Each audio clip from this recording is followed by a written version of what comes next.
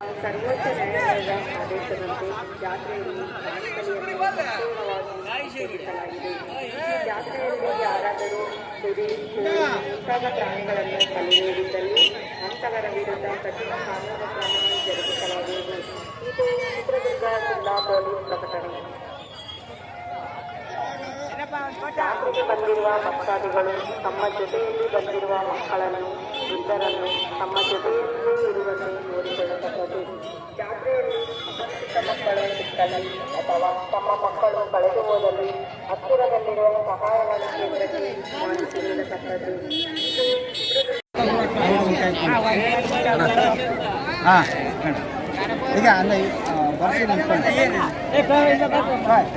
ಏನಿದು?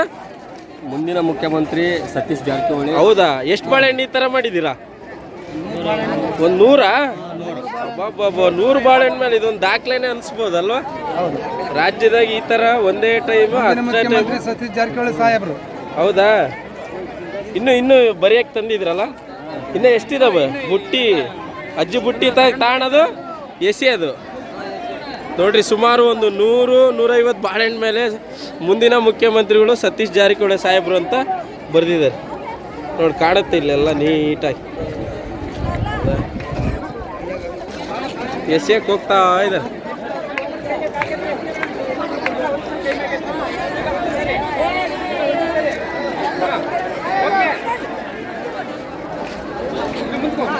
ಮುಂದಕ್ಕೆ ಹೋಗ್ರಿ.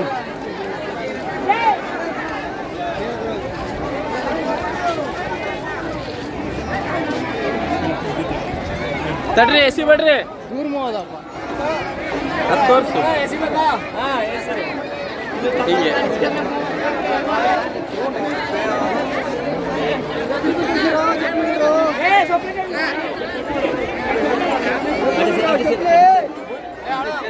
ಮುಖ್ಯಮಂತ್ರಿ